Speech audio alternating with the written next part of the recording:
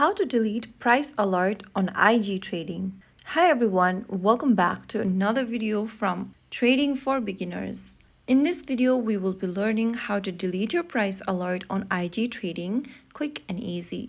First of all, open up the IG trading app on your device and log into your account. Once you're inside the main homepage, go to the bottom right corner and tap on Account. After you're inside this Account tab, scroll down and tap on Alerts. Now on the next page, select one of your alert you want to delete and swipe left on it to see the delete option. Tap on the delete button to delete the alert.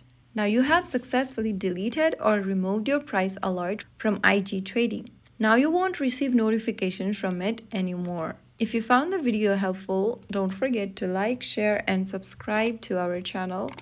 I will see you again in the next video. Stay tuned and thanks for watching.